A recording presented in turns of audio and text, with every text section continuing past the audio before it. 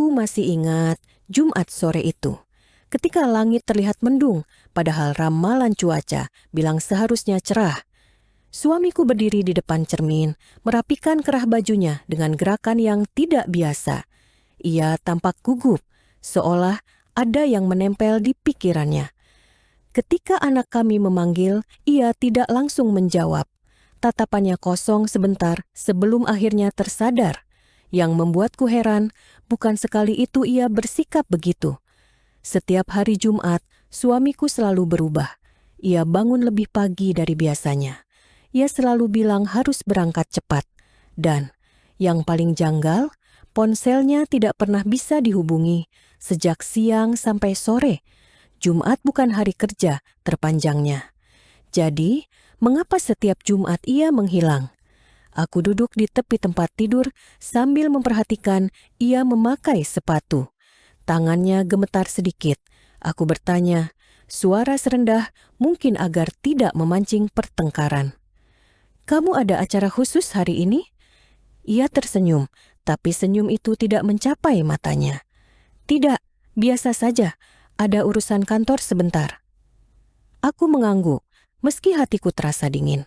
Karena aku tahu itu tidak benar. Seminggu sebelumnya, aku pernah mencoba menelepon kantornya saat ia tidak menjawab teleponku. Staf kantornya bilang ia tidak ada jadwal keluar.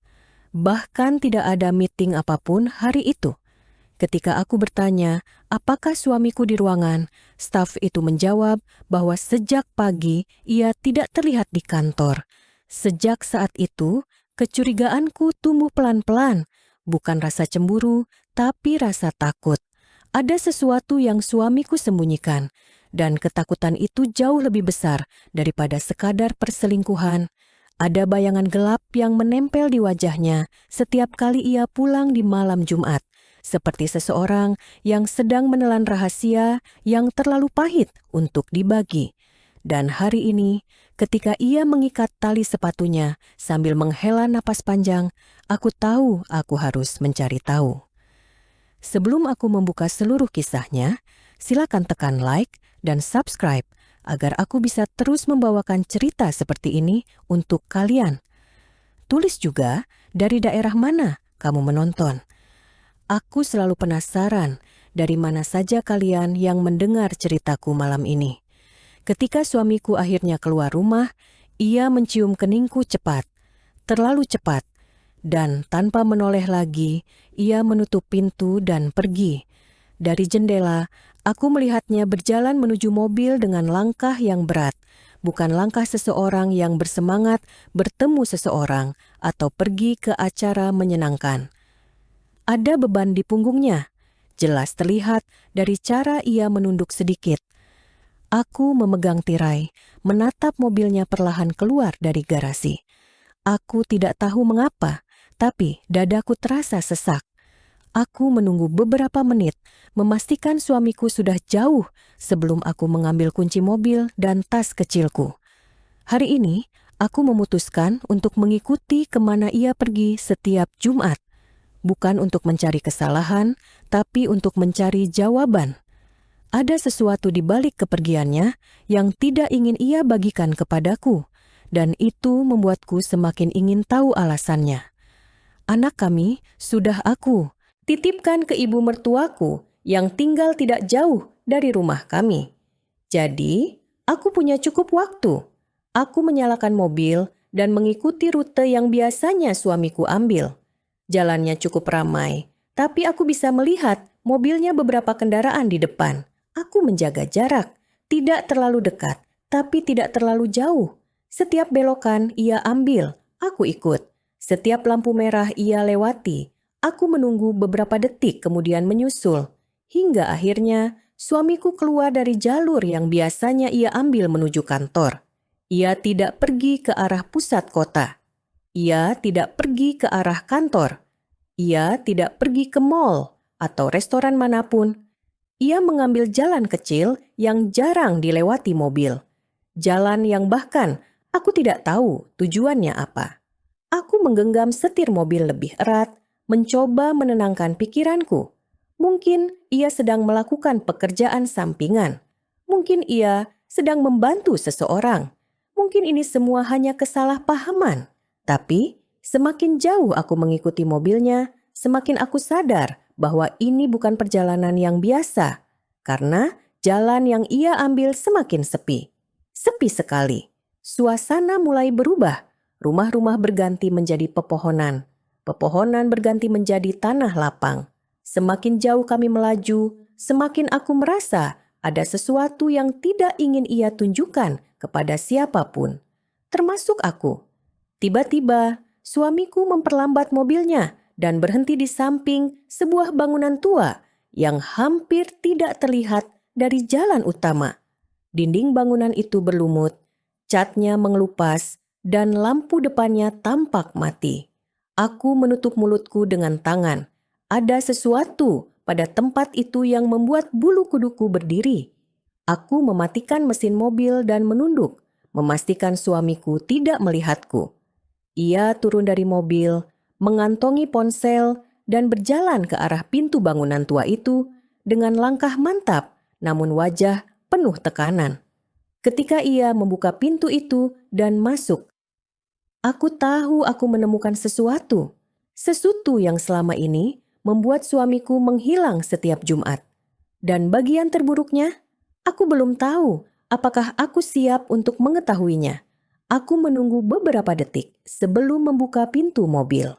Tanganku gemetar, bukan karena takut pada suamiku, tapi karena ketidakpastian yang menyergap seperti hawa dingin dari bangunan tua itu. Angin sore membuat daun-daun bergoyang pelan, tetapi bangunan itu berdiri kaku, seolah menyembunyikan napas. Suamiku sudah masuk ke dalam. Pintu yang ia buka tadi tidak tertutup rapat, menyisakan celah kecil. Aku menarik napas panjang dan berjalan mendekat, langkah demi langkah, sambil berusaha menjaga suara sepelan mungkin. Begitu dekat, aku mendengar sesuatu. Bukan suara orang, bukan suara mesin, bukan suara hewan. Suara itu seperti seseorang menangis tertahan. Aku menelan ludah. Aku mendekat ke celah pintu dan mengintip perlahan. Di dalam bangunan itu, suasananya gelap. Hanya diterangi cahaya matahari yang masuk dari jendela tua yang kacanya sudah pecah sebagian. Aku melihat lorong pendek, dan di ujung lorong itu ada ruangan kecil dengan lampu kuning redup. Suamiku berada di sana. Ia berdiri membelakangi pintu. Tubuhnya sedikit membungkuk, seolah sedang berbicara kepada seseorang yang duduk. Aku tidak bisa melihat siapa yang ada di hadapannya. Tapi aku mendengar suara napas berat dari dalam ruangan itu. Kemudian suamiku berkata, suaranya berbeda, penuh luka yang belum pernah kudengar darinya. "Ayah, maaf aku baru datang. Jantungku seperti berhenti berdetak sesaat. Ayah, ayah mertua sudah meninggal. Semua orang di keluarga tahu itu. Upacara pemakamannya sudah dilakukan bertahun-tahun lalu. Suamiku tidak pernah menyebut nama ayahnya lagi sejak hari itu." Aku memejamkan mata sejenak, mencoba memastikan bahwa aku tidak salah dengar. Tapi ketika aku membuka mata, aku melihat suamiku meraih kursi di depannya dan duduk perlahan. "Ayah, aku bawa makanan kesukaan ayah," katanya pelan. "Tapi ayah harus makan ya, ayah tidak boleh diam terus." Suara lain terdengar, suara seseorang yang berusaha bicara, tetapi hanya keluar sebagai gumaman tak jelas. Aku menggigit bibirku. Ada seseorang di dalam, seseorang yang suamiku panggil ayah, seseorang yang suamiku rawat diam-diam setiap Jumat. Aku membuka pintu sedikit lebih lebar dan masuk dengan sangat perlahan. Ruangan itu semakin jelas. Lantainya berdebu, dindingnya retak, dan aroma lembab menyengat hidung. Di sudut ruangan, aku melihat kasur tipis yang sudah kusam. Di atasnya, seorang pria tua duduk membungkuk, tubuhnya kurus, rambutnya memutih acak-acakan. Wajahnya rusak oleh waktu dan penyakit. Matanya kosong, seperti tidak mengenali apapun. Suamiku mengusap bahu pria itu dengan penuh kelembutan. "Ayah, aku di sini, jangan takut." Pria tua itu meraih lengan suamiku dengan gemetar. Aku menahan napas kuat-kuat, tetapi air mata mulai menggenang tanpa bisa kutahan. Suamiku tidak menyadari kehadiranku. Ia sibuk membantu pria itu makan, membetulkan posisi duduknya, bahkan membersihkan tumpahan di dagunya dengan tisu kecil yang ia bawa dari rumah. Tak ada jeda, tak ada keluhan, tak ada amarah, hanya kasih sayang yang begitu nyata hingga menusuk dadaku. Seseorang yang selama ini ia sembunyikan. Seseorang yang bukan ayah mertua yang ku kenal. Dengan suara sangat pelan, pria tua itu berkata, seperti anak kecil yang ketakutan. "Jangan tinggalin ayah." Suamiku menahan air matanya. "Aku tidak akan pergi. Aku cuma turun sebentar ambil air. Aku janji." Aku menutup mulut dengan tangan. Suara itu membuatku limbung. Aku tidak pernah melihat suamiku seperti ini. Aku tidak pernah melihatnya rapuh, tidak pernah melihatnya menangis, tidak pernah melihatnya menyerahkan seluruh waktunya kepada seseorang yang bahkan tidak mampu mengucapkan namanya dengan benar. Ada luka besar yang ia simpan sendiri. Ia bangkit, berjalan ke wastafel kecil di pojok ruangan untuk mengambil air. Dan di sanalah ia melihatku untuk pertama kalinya. Ia berhenti, matanya membesar, wajahnya membeku. "Sayang, kamu ngapain di sini?" Aku tidak bisa menjawab. Aku hanya menatapnya. Penjelasan yang selama ini kutunggu jatuh begitu saja ke depan mata tanpa harus kutanya. Suamiku menelan ludah keras, mencoba memulihkan suaranya. "Aku bisa jelaskan." Aku mengangguk pelan. "Tolong jelaskan." Ia mendekat, wajahnya basah, entah oleh keringat atau air mata. "Ini ayah kandungku." Aku terpaku. Ayah yang selama ini semua orang kira sudah meninggal. Suaranya pecah. Ayahku tidak meninggal waktu itu. Ia disembunyikan. Aku mengerutkan kening, tidak mengerti. Disembunyikan? Suamiku menarik napas panjang, menatap lantai, lalu menatapku lagi. "Ayahku mengalami gangguan setelah kecelakaan itu. Keluarga menyuruhku bilang pada semua orang kalau ayah sudah tiada. Mereka tidak mau menanggungnya. Mereka tidak mau melihatnya." Air matanya jatuh. Aku tidak bisa membiarkannya sendirian. Jadi, aku simpan rahasia ini. Hanya datang setiap Jumat. Karena hanya hari itu aku bisa pergi lebih lama tanpa pertanyaan. Aku menatapnya dan dunia di sekitarku seperti runtuh pelan-pelan. Suamiku menangis tanpa suara. "Aku takut kamu tidak bisa menerimanya. Aku takut kamu akan meninggalkan aku kalau tahu aku menyembunyikan ini. Aku takut kamu merasa aku berbohong selama ini." Aku terdiam. Aku menatap pria tua di kasur itu. Matanya kosong, mulutnya terus bergerak pelan, berusaha mengucapkan sesuatu yang tidak bisa ia tahu. Dan aku sadar, suamiku tidak menghilang. Ia menyelamatkan seseorang yang dunia sudah tinggalkan. Rasa curigaku berubah menjadi rasa bersalah. Suamiku berbisik, "Tidak mau aku jadi anak yang membiarkan ayahnya mati sendirian." Aku menutup mata, menahan tangis. Ku tatap suamiku lagi. Aku mengulurkan tanganku, memegang pipinya yang basah. "Kamu tidak sendirian lagi." Air matanya jatuh lebih deras. Di ruangan gelap dan lembab itu, kami berdua menangis dalam diam. Dan untuk pertama kalinya, aku melihat seluruh rahasia yang ia sembunyikan bukan untuk menghancurkan rumah tangga kami, tapi untuk menyelamatkan bagian keluarganya yang tersisa. Aku berdiri di ruangan lembab itu, mencoba memahami kenyataan yang terbentang di depan mataku. Ruangan kecil, bau apek yang menempel di hidung, cat dinding yang mengelupas, dan seorang pria tua yang bahkan tidak mampu menyebutkan namanya sendiri. Semua itu terasa seperti potongan dunia yang suamiku sembunyikan begitu dalam, seakan ia ingin menanggung semuanya sendirian. Suamiku menunduk, seakan menunggu vonis dariku. Aku meraih napas panjang, meski dada terasa sesak. "Kenapa kamu tidak cerita dari awal?" tanyaku pelan. Ia mengusap wajahnya yang penuh air mata. Aku takut, sayang. Takut kamu merasa aku bohong. Takut kamu merasa aku membebanimu. Takut kamu tidak mau menerima bagian hidupku yang ini. Aku menggeleng bukan karena menolak, tapi karena mencoba mencari kata yang tepat. Aku istrimu. Aku seharusnya jadi orang pertama yang kamu ajak bicara. Ia menunduk lebih dalam, seperti seseorang yang kehabisan tenaga untuk membela diri. Iya, aku salah. Aku akui, tapi waktu itu aku sedang hancur. Setelah kecelakaan itu, setelah keluargaku memutuskan untuk menghilangkan ayah dari catatan hidup mereka, aku tidak tahu harus bagaimana. Ia menunjuk pria tua yang kini meracau pelan di kasurnya. Ayahku bukan lagi seperti dulu. Ia sering tidak mengenali aku. Kadang tantrum, kadang menangis, kadang ketakutan sendiri di sudut ruangan. Dan keluarga memutuskan itu aib. Mereka suruh aku menguburnya secara sosial. Aku menutup mulutku, hatiku remuk.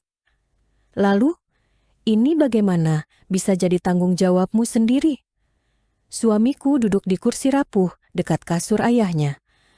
Aku mencoba menitipkannya ke beberapa tempat perawatan, tapi biayanya aku tidak mampu dan banyak dari mereka menolak karena kondisi ayahku terlalu berat. Ia menarik napas gemetar. Jadi, satu-satunya yang bisa kulakukan adalah merawatnya sendiri, diam-diam, di sini, setiap hari Jumat. Karena hanya hari itu aku bisa pergi cukup lama tanpa ada yang curiga. Aku merasakan tangis naik ke tenggorokan. Selama ini aku mengira yang terburuk, pengkhianatan, perselingkuhan, kebohongan yang merusak rumah tangga. Nyatanya, ia sedang mencoba menjaga seseorang yang seluruh dunia sudah buang. Aku memandangi ruangan kecil itu. Kasur tipis, 2 gelas plastik di meja kecil, tas suamiku dengan makanan dan obat.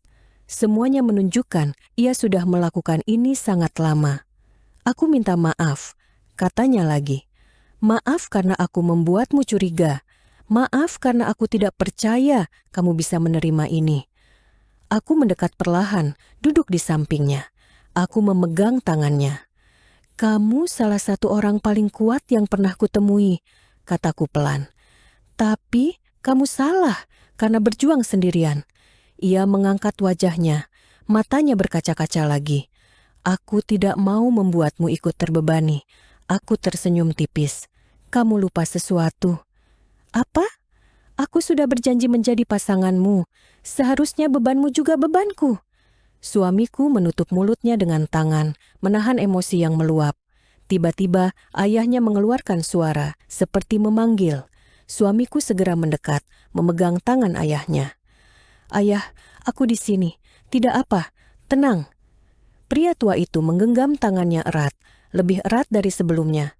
Aku melihat sesuatu yang belum pernah kulihat di mata suamiku, ketakutan anak kecil yang berdiri di antara cinta dan kehilangan. Melihat itu, hatiku hancur lebih dalam. Selama ini suamiku menderita sendirian, menanggung trauma sendirian, menjaga rahasia keluarga sendirian, dan tidak ada satupun dari kami yang menyadarinya. Aku ingin membantu, kataku lirih. Suamiku tersentak, menatapku seolah tidak percaya. Kamu mau? Aku tidak mau. Kamu terluka sendirian lagi. Kita cari solusi bersama. Kita hadapi ini sama-sama. Suamiku tidak bisa lagi menahan tangis. Ia menunduk ke pangkuan, bahunya berguncang, dan aku memeluknya pelan. Untuk pertama kalinya dalam waktu yang lama, ia membiarkan dirinya rapuh di hadapanku. Dan aku memeluknya seperti seseorang yang akhirnya pulang setelah tersesat bertahun-tahun. Setelah beberapa menit, ia mengusap air matanya dan menatapku dengan mata merah. Terima kasih, sayang. Kamu tidak tahu bagaimana ini melegakan. Aku memegang pipinya. Aku tahu, makanya kita mulai dari sini. Malam itu, kami bertiga berada di ruangan kecil itu. Suamiku duduk di sisi ayahnya. Aku di samping mereka. Tidak ada kemarahan, tidak ada kecurigaan, tidak ada rahasia. Hanya 3 hati yang terluka yang perlahan mulai saling menguatkan. Dalam keheningan itu, aku sadar, rahasia paling menakutkan bukan yang menghancurkan rumah tangga. Rahasia paling menakutkan adalah yang menunjukkan betapa seseorang selama ini berjuang sendirian tanpa meminta siapapun untuk menolongnya. Aku duduk di samping suamiku untuk waktu yang lama. Di ruangan kecil yang lembab itu, tidak ada suara selain napas ayahnya yang berat dan sesekali suara jangkrik dari luar bangunan. Aku melihat cara suamiku menunduk, sesekali mengusap rambut ayahnya, dan cara ia menahan isak setiap kali ayahnya memanggil nama yang tidak jelas. Pemandangan itu mengubah segalanya di dalam diriku. Selama ini, aku hanya melihat bagian luarnya. Suami yang sering pulang terlambat setiap Jumat, yang tidak bisa dihubungi, yang selalu tampak tegang hari itu. Aku melihat perubahan yang membuatku curiga. Tapi aku tidak pernah melihat apa yang ia sembunyikan. Luka yang terlalu dalam untuk diucapkan. Suamiku memijit bahu ayahnya perlahan. "Ayah harus makan lagi, sedikit saja," katanya lembut. Ayahnya menggumam, menolak, seperti anak kecil yang takut. Suamiku tidak memaksa. Ia hanya duduk di sampingnya sambil memegang tangannya. Aku baru memahami sesuatu hari itu. Suamiku bukan hanya merawat ayahnya. Ia sedang merawat bagian kecil dari dirinya sendiri yang terluka sejak lama. "Aku tidak tahu harus memulai dari mana," katanya tanpa menoleh, suaranya pelan, hampir berbisik. "Mulai dari apa yang paling ingin kamu bagi," jawabku. Ia menarik napas panjang. Waktu kecelakaan itu terjadi, aku ada di sana. Aku lihat semuanya. Aku lihat ayah jatuh. Aku lihat darahnya. Aku dengar suaranya yang terus memanggilku. Suaranya pecah lagi. Aku coba angkat ayah, tapi aku tidak kuat. Aku terlalu terlambat. Aku mengangguk perlahan. Aku tahu itu pasti berat. Suamiku memejamkan mata. Setelah kecelakaan, ayah tidak bisa lagi hidup seperti dulu. Ia tidak mengenali orang, tidak bisa tinggal sendiri, dan sering mengamuk. Keluarga bilang, ayah sudah tidak berguna. Mereka ingin merawatnya sebentar, lalu menempatkannya di tempat yang jauh. Ia tersenyum getir.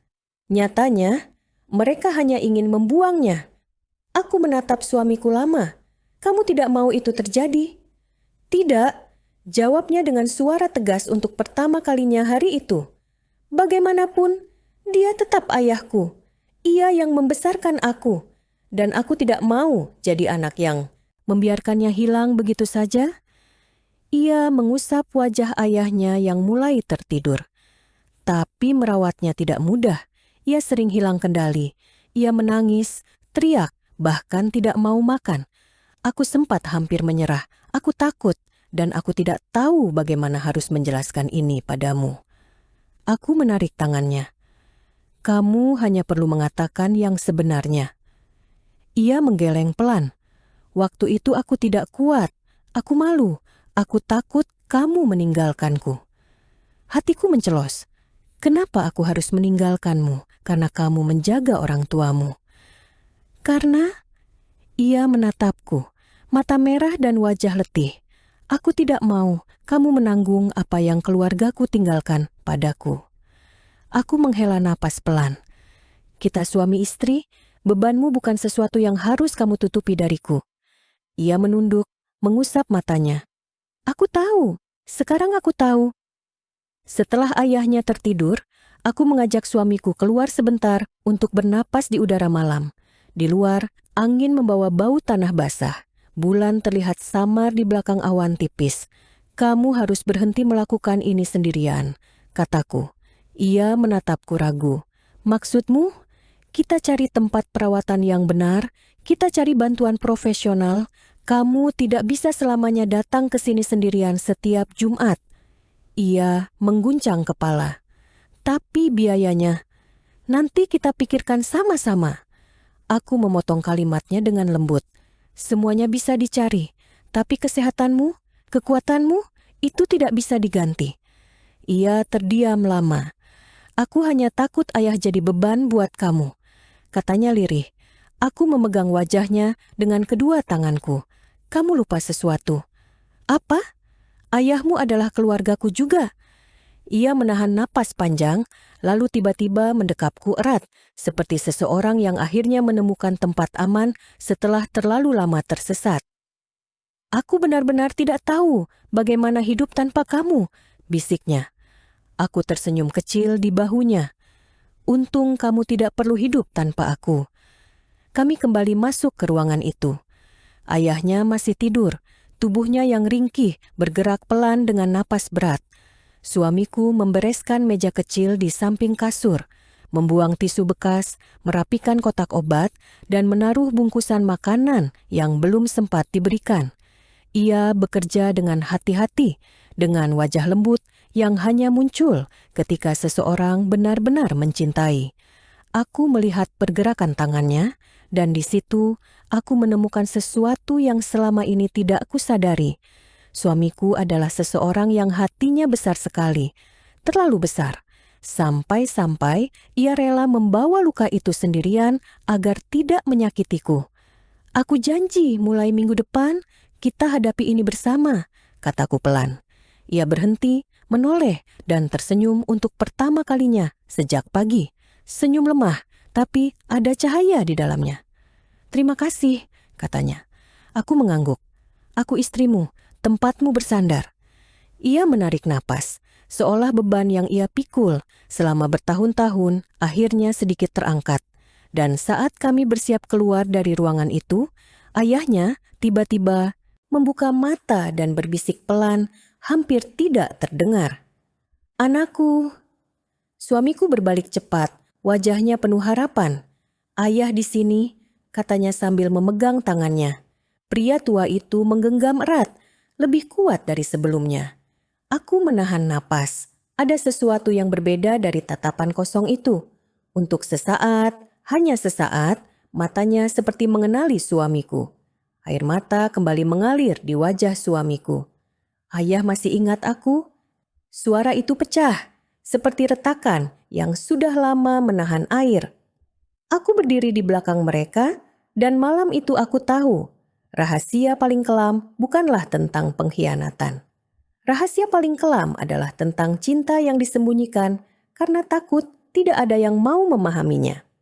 Dan malam itu, aku memutuskan bahwa suamiku tidak akan pernah berjalan sendirian lagi.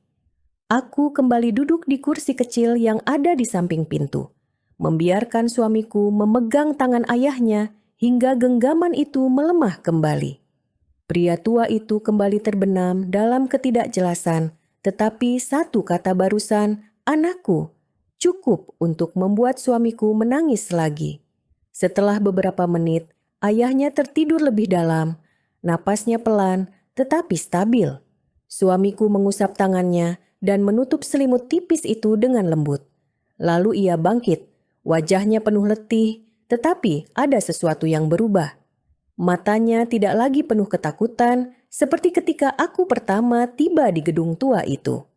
Ia kini tampak sedikit lebih ringan, seperti seseorang yang akhirnya menemukan orang untuk membagi beban yang ia pikul bertahun-tahun.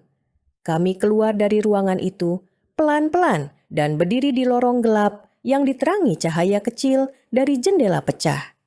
Aku meraih tangannya. Kita tidak bisa biarkan ini terus begini, kataku pelan. Ruangan ini, ayahmu, kamu. Ia menatap ruangan itu dengan mata sayu, seolah baru melihat betapa buruknya kondisi tempat itu. Aku tahu, katanya akhirnya. Aku tahu tempat ini tidak layak. Aku tahu ayah butuh perawatan. Tapi aku tidak punya pilihan.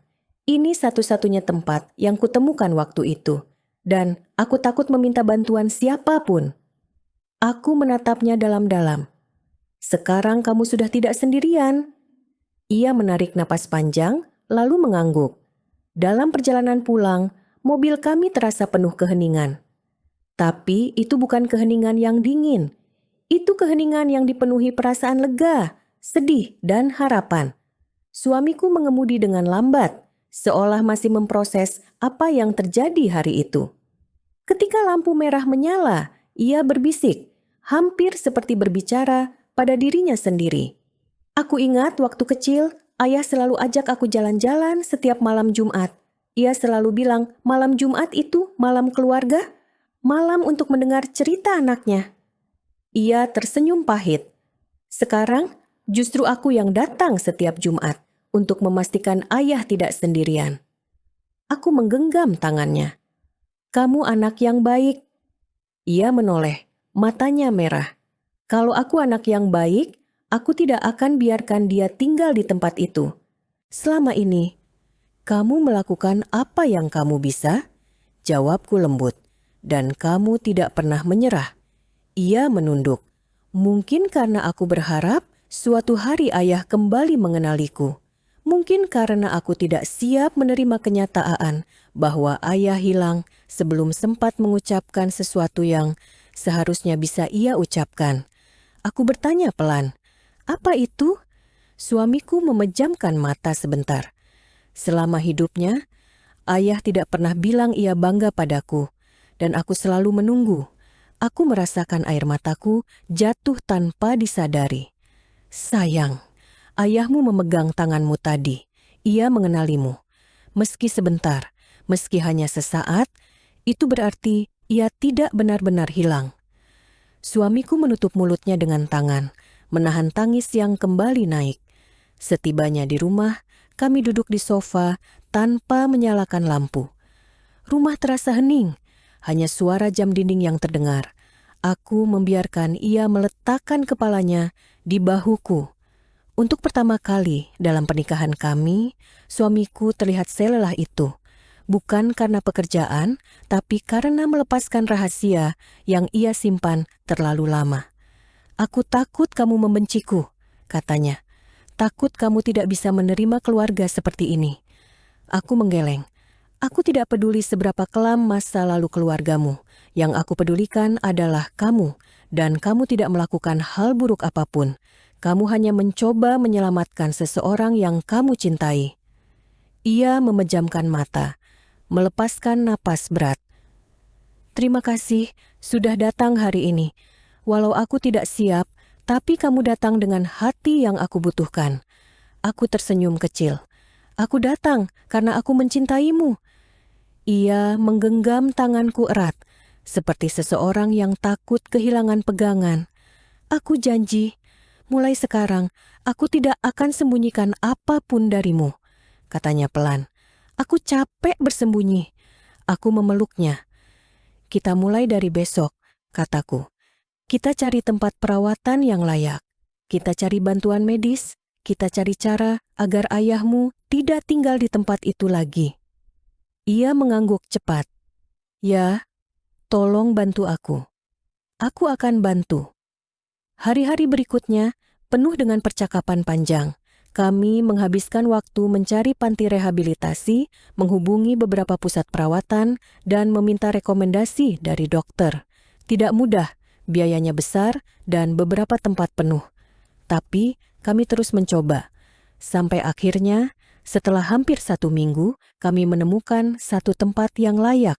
Tempat itu bersih, terang, dan menerima pasien dengan kondisi seperti ayah suamiku. Suamiku menangis ketika mereka mengatakan masih ada kamar kosong. Tangis lega, tangis syukur, tangis seseorang yang akhirnya melihat jalan keluar. Kami membawa ayahnya ke sana hari itu juga.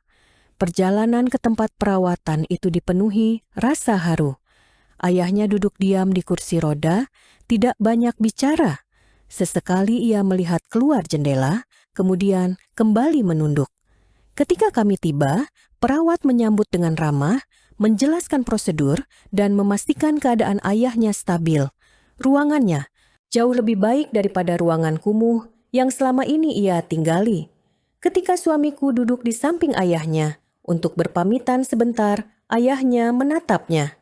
Dan untuk kedua kalinya, pria tua itu berkata, pelan, "Anakku."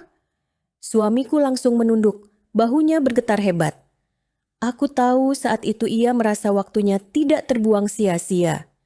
Semua rasa sakit setiap Jumat akhirnya menemukan makna. Dalam perjalanan pulang, Suamiku memegang tanganku tanpa dilepas. "Terima kasih sudah menyelamatkan aku dari diriku sendiri," katanya lirih. Aku tersenyum.